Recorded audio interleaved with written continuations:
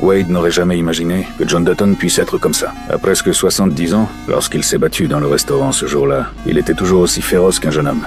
Je t'ai filé un job. Une maison, un toit pour le restant de tes jours et t'as volé la seule chose qu'un putain de cow-boy doit pas voler. Et maintenant t'es là. Et t'es pas stupide. Je suis là parce qu'on m'a embauché pour être là, que ça te plaise ou non.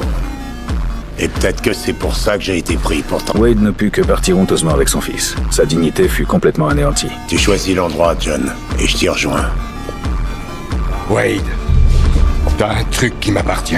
Viens le chercher. J'y compte bien. Quelques jours plus tard, John réapparut à la frontière du ranch, à l'endroit où le ranch Yellowstone et le territoire du club se rejoignaient. Cette fois, il n'était pas venu seul. Derrière lui se tenait toute une équipe de cowboys de Yellowstone. Parce que maintenant, Wade était de retour. Et il travaillait pour le plus grand ennemi du ranch Yellowstone. Ce n'était plus seulement une querelle personnelle dans un bar, mais une force bien plus puissante était en train de manipuler tout cela dans l'ombre. Avant de partir, John dit seulement une phrase à Rip. Tout le monde le savait, ce salaud allait volontairement les provoquer. Ensuite, John partit à cheval avec ses hommes pour rencontrer Wade et Hayden. Lorsque les deux groupes se retrouvèrent, en apparence, ils se saluèrent comme de vieux amis qui ne s'étaient pas vus depuis des années. Mais dans chaque phrase se cachait une lame tranchante. La menace dans l'air était bien plus évidente que les sourires affichés sur leur visage.